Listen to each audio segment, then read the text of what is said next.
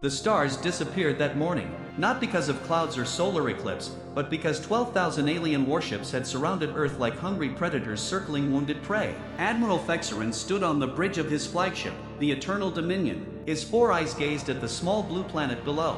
He had done this 412 times before. 412 species had looked up at his fleet and surrendered. Today would be no different. "Open a channel," he commanded. His communication officer obeyed. The Admiral's voice boomed across every frequency on Earth. "Inhabitants of the third planet, you are now subjects of the Velcari Hegemony. Your world belongs to us. You have 1 hour to surrender. Resistance is futile." The transmission ended. Fexarin smiled.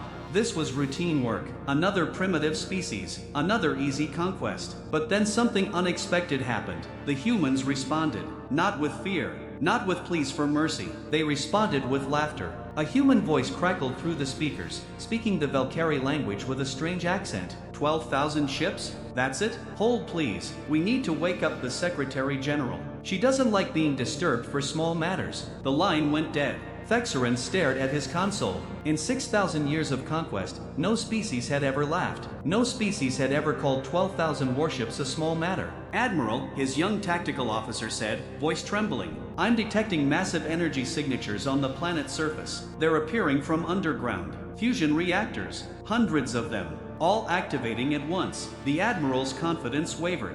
"That's impossible. Our scouts reported no military capabilities. On Earth, deep beneath mountains and oceans, massive doors ground open. Doors that had been sealed for 5 decades. Inside, weapons systems hummed to life. Satellites that appeared to be weather stations repositioned into combat formations. The channel reopened. A woman's voice, calm and authoritative. "This is Secretary General Amara Okonquo of the United Earth Government. We received your ultimatum. Our answer is no." Fexarin gripped his console. "You don't understand. We have 12,000 warships. Your planet has no fleet. Surrender now and live as our servants. Refuse and we reduce your world to ash." There was a pause. Then the Secretary General spoke again, and her voice carried absolute certainty. "Admiral, your scouts visited us 50 years ago. We detected them. We tracked them. And then we began to prepare for you." The transmission ended. "Admiral," the tactical officer screamed. Energy spikes in the asteroid belt. Ships, hundreds of ships powering up from cold standby.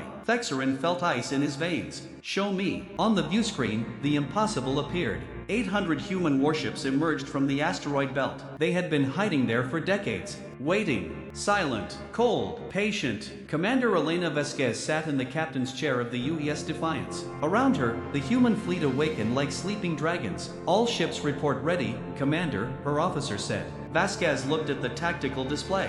12,000 enemy ships versus 800 human ships. The math was terrible, but humans had never been good at math when it came to fighting. "Send the message," she ordered. "Tell Earth we're coming. Tell them to hold the line." She opened a channel to the alien fleet. "Attention Velcari forces. You came to our home. You threatened our children. You thought we'd be easy prey because we fight among ourselves. You were wrong. We fight among ourselves because we are warriors. We've always been warriors. And now, for the first time, we have someone else to fight." The human fleet accelerated toward the enemy. The first battle lasted 6 hours. When it ended, 112 human ships were destroyed, but 347 Velcari ships were destroyed. The math had changed. Admiral Fexarin stared at casualty reports. This was impossible. Primitive species didn't fight like this. They didn't sacrifice their dying ships by ramming them into enemy formations. They didn't broadcast war songs while they burned. "What are these creatures?" he whispered. The answer came in blood and fire.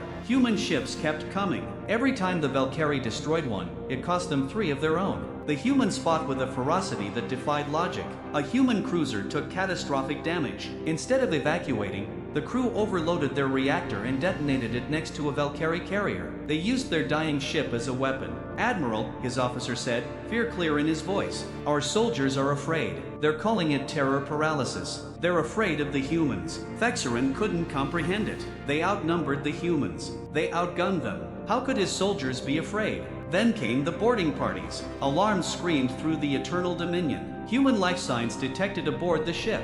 Multiple locations. "How?"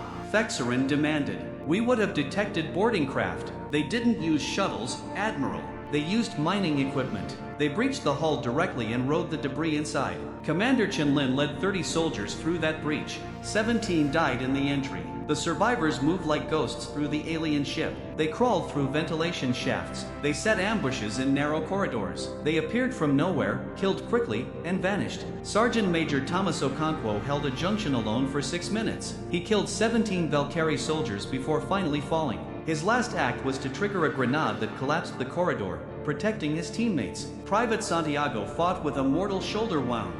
She had maybe an hour to live. That was enough time. They pushed forward, 11 soldiers, then 10, then 9. Each death bought time for the others. Each sacrifice had meaning. When they finally reached the command deck, only 5 humans remained. Chen Lin set the explosive charges. The doors to the command deck blew inward in a beautiful explosion of fire and metal. The firefight was brutal. Point-blank plasma bolts and bullets crossing in the air. When it ended, only Chen remained standing. Barely. She was shot twice, cut 3 times. Her left arm hung useless. Blood dripped from wounds she couldn't count. But her rifle was pointed at Admiral Fexerin. His elite guards lay dead around him. 20 of the Hegemony's finest, killed by 5 wounded humans. How? Fexerin whispered. How is this possible? Chen limped forward, each step agony. You want to know why we keep fighting? Because surrender is not in our nature. Because giving up means our children grow up as slaves. And because right now, in this moment, I have a gun and you don't. She stopped 3 meters from him.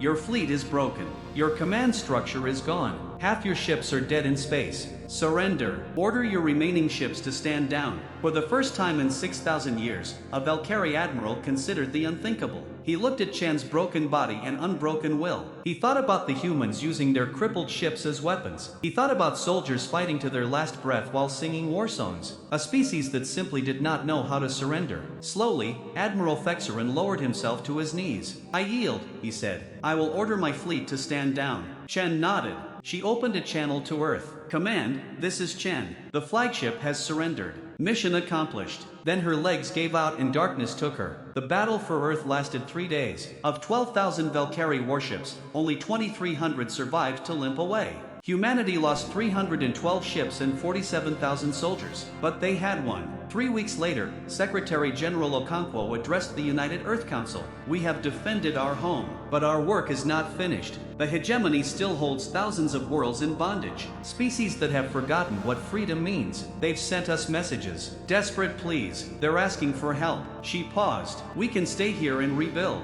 Or we can do what humans have always done when we see injustice. We can fight. The vote was overwhelming. Earth would take the fight to the stars. 6 months later, Admiral Elena Vasquez stood on her flagship as the first expeditionary fleet prepared to depart. She opened a broadcast that would reach across the galaxy. This is Admiral Vasquez of the United Earth Navy. We received your distress calls. We heard your cries for help. And we are coming. She smiled. We are humanity. We know what it means to fight for freedom. We know what it means to face impossible odds and refuse to surrender. To those who are suffering, you are not alone. Help is coming. The fleet jumped to lightspeed. The galaxy had learned to fear humanity. But more importantly, it had learned to hope. Because somewhere out there among the stars, humans were coming. And they never, ever surrender. Inspirational music swells as we see flashes of the story, humans and aliens working together, freed worlds celebrating, the message of hope spreading, and in the distance, more human ships preparing for the next mission.